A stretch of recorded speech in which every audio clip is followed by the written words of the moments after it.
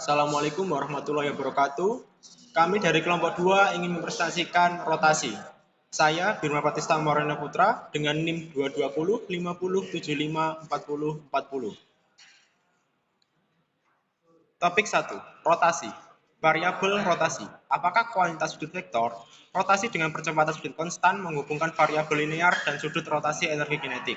Menghitung inersia rotasi torsi, hukum kedua Newton untuk rotasi, usaha dan energi kinetik rotasi.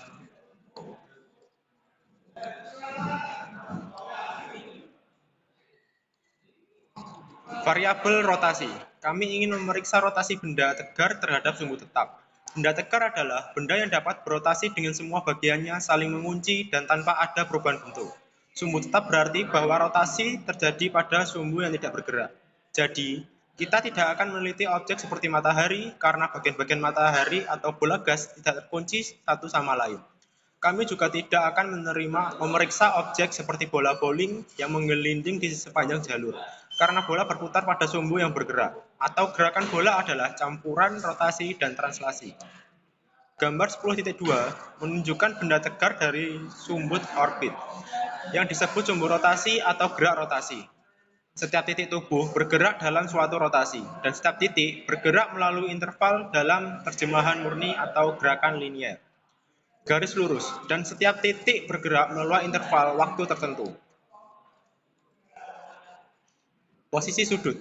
Gambar 10.2 menunjukkan garis acuan tetap di dalam benda, tegak lurus terhadap sumbu rotasi dan berotasi dengan benda. Posisi sudut garis ini adalah sudut garis relatif terhadap arah tetap, yang kita ambil sebagai posisi sudut 0. Pada gambar 10.3, posisi sudut diukur relatif terhadap arah positif sumbu X. Dari geometri, kita tahu bahwa diberikan oleh delta sama dengan S per R atau radian measure.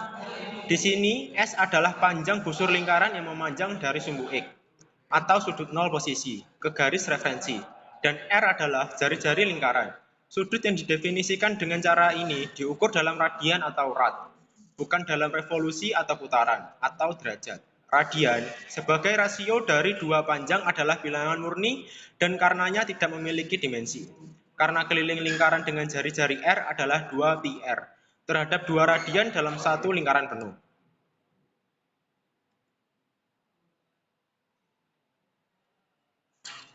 Kami tidak mengatur ulang ke 0 dengan setiap rotasi lengkap dari garis referensi tentang sumbu rotasi. Jika garis acuan menyelesaikan 2 putaran, 0.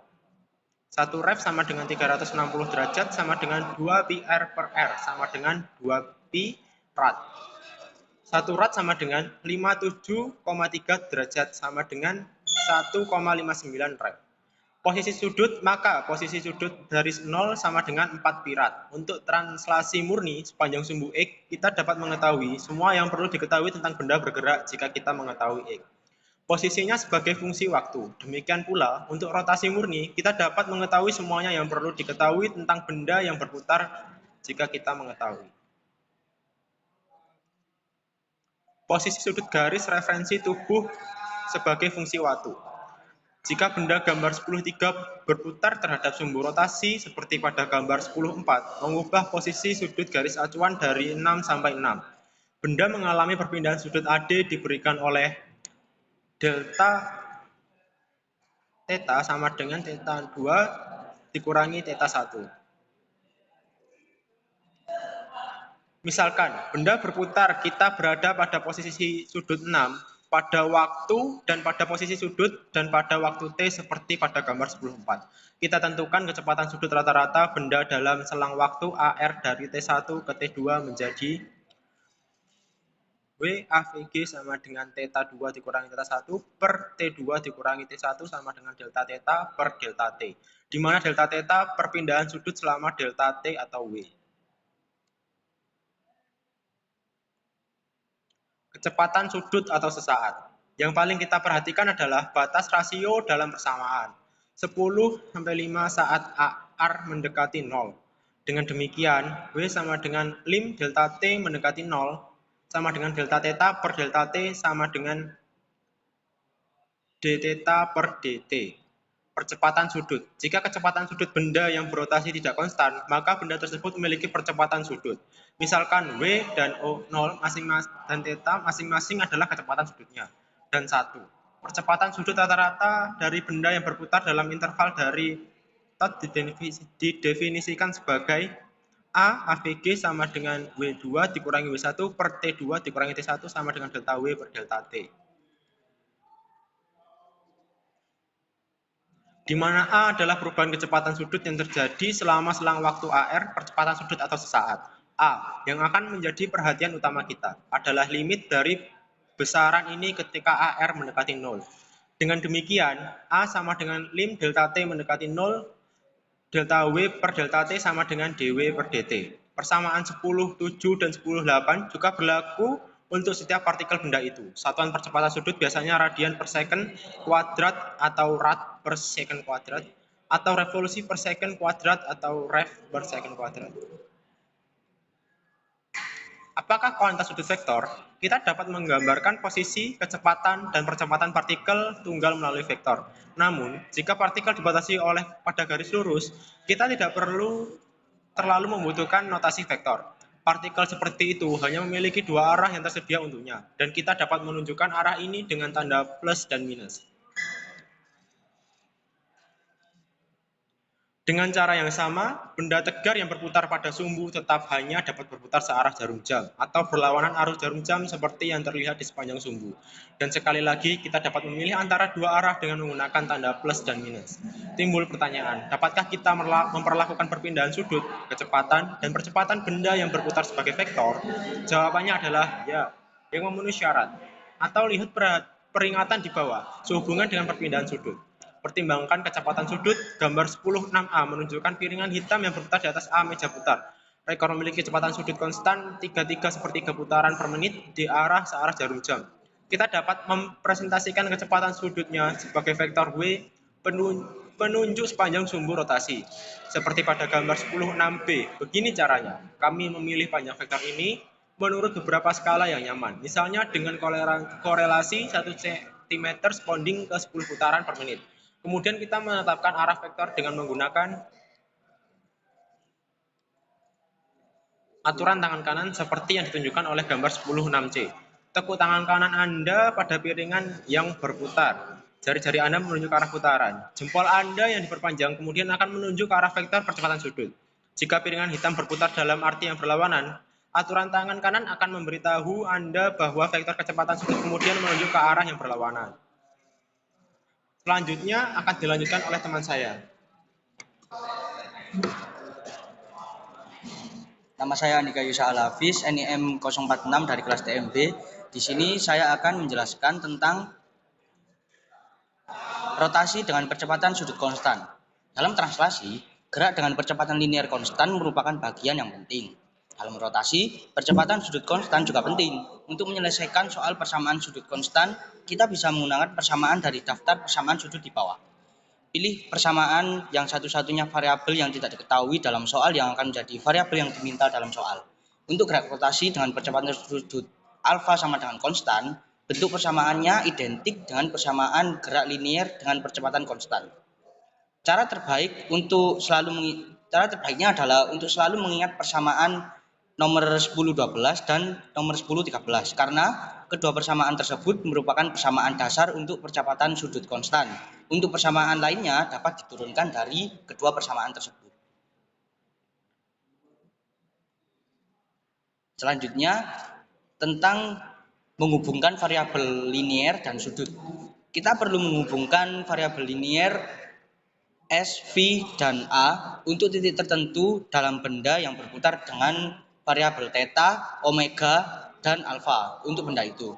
Dua dari tiga variabel tersebut yaitu theta dan omega terkait dengan R atau jari-jari, jarak tegak lurus titik dari sumbu rotasi.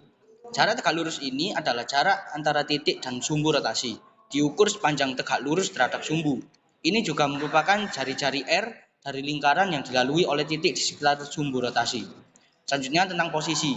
Jika garis referensi pada benda tegar berputar melalui sudut theta, titik di dalam tubuh pada posisi R dari sumbu rotasi bergerak dengan jarak S sepanjang busur melingkar, di mana S diberikan oleh persamaan nomor 10 1, yaitu theta sama dengan S per R. Maka di sini kita akan mendapatkan persamaan S sama dengan theta dikali R. Persamaan ini adalah persamaan pertama dari hubungan linear dan sudut. Perlu diingat, sudut theta di sini harus diukur dalam radian karena persamaan nomor 1017 sendiri merupakan definisi dari ukuran sudut dalam radian. Lalu untuk poin kecepatan, berbeda dengan persamaan 1017 yang berhubungan dengan waktu dengan konstanta R yang mengarah ke persamaan ds per dt sama dengan d theta per dt dikali R. ds per dt adalah kecepatan linier v dan d theta per dt merupakan kecepatan sudut omega dari benda yang berputar. Maka didapatkan persamaan v sama dengan omega dikali R. Kecepatan sudut omega harus dinyatakan dalam ukuran radian. Persamaan nomor 1018 memberitahu kita bahwa semua titik dalam benda tegar memiliki kecepatan sudut omega yang sama. Titik dengan jari-jari besar R akan memiliki kecepatan linear omega yang besar juga. Jika kecepatan sudut omega dari benda tegar konstan, maka persamaan nomor 1018 menunjukkan bahwa kecepatan linear omega dari setiap titik di dalamnya juga konstan. Jadi, setiap titik dalam benda mengalami gerak melingkar beraturan. Masa revolusi T untuk gerak setiap titik dan untuk benda tegar itu sendiri diberikan oleh persamaan nomor 435. Persamaan nomor 1019 menyatakan bahwa T periode itu sama dengan 2 dikali Pi dikali R per V. Dengan mengganti R dan V dari persamaan nomor 1019, kita juga mendapatkan persamaan T sama dengan 2 dikali Pi per omega. Lalu untuk poin akselerasi, berbeda dengan persamaan nomor 1018 yang berhubungan dengan waktu dan juga dengan jari-jari R yang mengarah ke persamaan dV per dt sama dengan d omega per dt dikali R. Pada persamaan nomor 1021 di atas, dV per dt hanya mewakili bagian dari percepatan linear yang bertanggung jawab atas perubahan besarnya V dari kecepatan linear. Seperti V, percepatan linear bersinggungan dengan jalan dari titik yang dimaksud. Kami menyebutnya komponen tangensial pada percepatan linear titik dan didapatkan persamaan bahwa AR sama dengan alfa dikali R, di mana alfa sama dengan d omega per dt. Percepatan sudut alfa dalam persamaan nomor 1022 harus dalam ukuran radian. Selain itu, seperti pada persamaan nomor 434, sebuah partikel atau titik bergerak dalam jalur melingkar memiliki komponen radial percepatan linear AR sama dengan V kuadrat per R, diarahkan secara radial ke dalam. Persamaan ini berpengaruh pada perubahan arah kecepatan linear. Dengan mengganti V dari persamaan nomor 1018, kita dapat menulis komponen ini dengan persamaan yaitu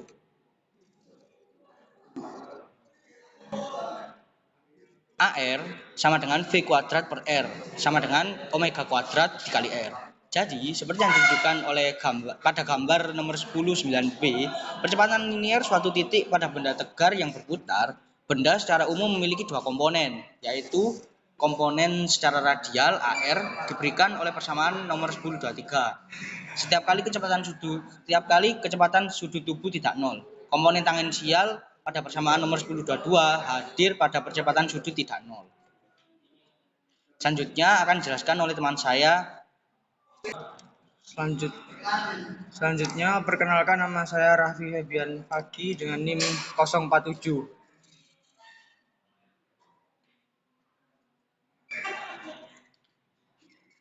Yang pertama yaitu rotasi energi kinetik. Ya, di sini kami akan memperlakukan gergaji meja dan benda kaku berputar lainnya sebagai kumpulan partikel dengan kecepatan yang berbeda. Kita kemudian dapat menjumlahkan kinetiknya energi semua partikel untuk menemukan energi kinetik tubuh secara keseluruhan. Dengan cara ini kita memperoleh untuk energi kinetik benda yang berputar yaitu K sama dengan setengah M1 kali V1 kuadrat ditambahkan setengah M2 dikalikan V2 kuadrat ditambah setengah M3 dikalikan V3 kuadrat dan seterusnya. Atau bisa juga dengan sigma setengah M kali V kuadrat. Selanjutnya di mana M adalah massa partikel ke-1 dan V adalah kecepatannya. jumlahnya diambil alih semua partikel dalam tubuh.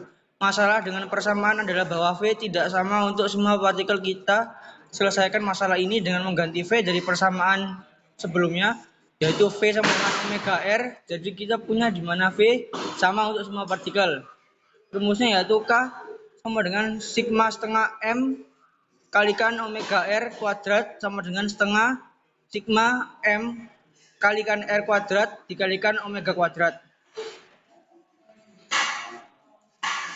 Selanjutnya, kuantitas dalam tanda kurung di sisi kanan persamaan tersebut memberitahu kita caranya massa benda yang berputar didistribusikan pada sumbu rotasinya.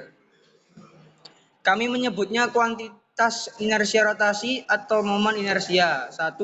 Benda sehubungan dengan sumbu rotasi. Ini adalah konstanta untuk benda tegar tertentu dan rotasi tertentu sumbu tion, atau sumbu itu harus selalu ditentukan jika nilai 1 bermakna. Di rumus yang 1033 ini yaitu I sama dengan sigma M dikalikan R kuadrat atau rotasional inertia. Di bawahnya ada rumus K sama dengan setengah dikalikan I kali omega kuadrat yaitu radian measure dengan persamaan 1034. Sebagai ungkapan yang kita cari, karena kita telah menggunakan relasi V sama dengan omega kali R dalam menurunkan persamaan 1034 tersebut, omega harus dinyatakan dalam ukuran radian. Satuan SI untuk I adalah kilogram meter persegi. Dalam kedua rumus tersebut, terdapat faktor dari di mana massa M muncul dalam satu persamaan. Satu yang melibatkan massa dan distribusinya. Muncul di yang lain. Terakhir, setiap persamaan berisi faktor kuadrat kecepatan translasi atau rotasi yang sesuai. Energi kinetik translasi dan rotasi tidak ada berbeda jenis energi. Keduanya adalah energi kinetik. Diekspresikan dengan cara yang sesuai dengan gerakan yang ada. Kami mencatat sebelumnya bahwa inersia rotasi dari benda yang berputar melibatkan tidak hanya massanya tetapi juga bagaimana massa itu didistribusikan. Berikut adalah contoh yang benar-benar dapat Anda rasakan. Putar batang yang panjang dan cukup berat, seperti tiang kayu panjang atau yang serupa. Pertama, di sekitar sumbu pusat, memanjang pada gambar 1011A, dan kemudian di sekitar sumbu yang tegak lurus terdapat batang dan melalui pusat seperti gambar 1011B. Nah, kedua rotasi melibatkan massa yang sama, tetapi rotasi pertama jauh lebih mudah daripada yang kedua. Alasannya yaitu bahwa massa didistribusikan lebih dekat ke sumbu rotasi pada rotasi pertama. Akibatnya, inersia rotasi batang jauh lebih kecil pada gambar 10-11A daripada gambar 10-11B. Secara umum, inersia rotasi yang lebih kecil berarti rotasinya lebih mudah. Selanjutnya yaitu menghitung inersia rotasi. Jika benda tegar terdiri dari beberapa partikel, kita dapat menghitung inersia rotasinya tentang sumbu rotasi yang diberikan dengan persamaan 10-33 tadi, yaitu I sama dengan sigma M kali R kuadrat, yaitu kita dapat menemukan perkalian M kali R kuadrat untuk setiap partikel dan kemudian menjumlahkan hasilnya. Ingat bahwa R adalah perjarak pendikular sebuah partikel dari sumbu rotasi yang diberikan. Rumusnya yaitu I sama dengan integral R kuadrat dm, yaitu rotational inertia atau continuous body. Terus berikutnya ada rumus teorema sumbu paralel, yaitu I sama dengan I ditambahkan M kali H kuadrat, parallel axis theorem. Persamaan ini dikenal sebagai teorema sumbu sejajar. Sekarang kita akan membuktikannya. Nah, bukti teorema sumbu paralel, biarkan O menjadi pusat massa dari benda terbentuk sembarang yang ditunjukkan pada penampang melintang pada gambar 10-12. Tempatkan asal koordinat di O, lalu pertimbangkan sumbu melalui O. Tegak lurus terhadap bidang gambar dan sumbu lain melalui titik P sejajar ke sumbu pertama. Misalkan koordinat X dan Y dari P adalah A dan B, biarkan dm menjadi elemen massa dengan koordinat umum X dan Y. Rotasi inersia tubuh terhadap sumbu melalui P kemudian dari persamaan 10-35. Seperti I sama dengan integral R kuadrat dm sama dengan integral X kurangi A kuadrat ditambah Y kurangi B kuadrat dm. Yang kita dapat mengatur ulang sebagai I sama dengan integral X kuadrat tambah Y kuadrat dm dikurangi 2A integral X kali dm kurangi 2b integral y kali dm tambah integral a kuadrat tambah b kuadrat dm. Dari definisi pusat massa persamaan 9 sampai 9 tersebut, dua integral tengah dari persamaan 10 sampai 37 berikan koordinat pusat massa atau dikalikan dengan konstanta. Dan dengan demikian masing-masing harus 0 karena x kuadrat y kuadrat sama dengan r kuadrat, di mana r adalah distance dari 0 ke dm. Integral pertama hanyalah ikom, inersia rotasi dari benda terhadap sumbu melalui pusat massanya.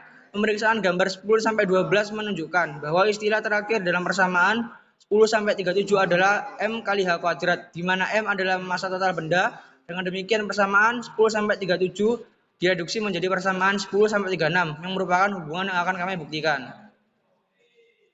Selanjutnya akan disampaikan oleh teman saya Reno Ade. Baik, saya akan melanjutkan dari teman saya Raffi. Saya Reno Ade Maulana, NIM 053. Torsi. Dalam lem rotasi ada yang namanya torsi. Kenapa benda bergerak? Itu dikarenakan adanya torsi. Dalam merotasikan benda, gaya saja tidak cukup, maka diperlukan yang namanya torsi. Jika dilihat pada gambar di situasi A dan B, jika gaya diberikan pada B, maka benda tersebut dapat berotasi, dan jika diberikan pada titik A, benda tersebut tidak dapat berotasi. Rumus torsi yaitu lambang torsi T sama dengan R kali F, di mana R adalah panjang sumbu dan F adalah gaya. Pada gambar pertama menunjukkan rumus torsi yang paling sederhana, dan yang kedua merupakan rumus torsi dengan arah F yang menyamping dengan menggunakan rumus R sin theta dikalikan F. Dan yang ketiga sama torsi sama dengan R kali F kali sin theta. Hukum kedua Newton untuk rotasi. Hukum kedua Newton merupakan percepatan atau perubahan dari kecepatan dari suatu benda akan sebanding dengan resultan gaya atau jumlah gaya yang bekerja pada benda tersebut dan berbanding terbalik dengan massa benda. Pada tabel yaitu gerak penyebabnya pada gerak translasi adalah gaya, dan pada gerak rotasi yaitu torsi. Hubungannya torsi sama dengan gaya kali R. Dan tingkat pemalasan pada gerak translasi adalah massa dengan lambang M. Pada gerak rotasi yaitu momen inersia atau I. Hubungannya I sama dengan mr kuadrat. Percepatan pada gerak translasi lambangnya adalah A. Pada gerak rotasi dinamakan percepatan sudut atau alfa. A sama dengan alfa kali R. Rumus hukum kedua Newton pada rotasi sama dengan F sama dengan M kali A. Torsi yang bekerja pada benda yaitu torsi sama dengan F kali R, di mana F sama dengan massa kali percepatan, menjadi torsi sama dengan massa kali percepatan kali R. Dari persamaan di atas dapat dituliskan torsi sama dengan M kali alfa kali R atau sama dengan mr kuadrat kali alfa. Kuantitas dalam kurung merupakan nominal inersia atau torsi sama dengan inersia kali alfa. Untuk selanjutnya dilanjutkan oleh Mas Reni.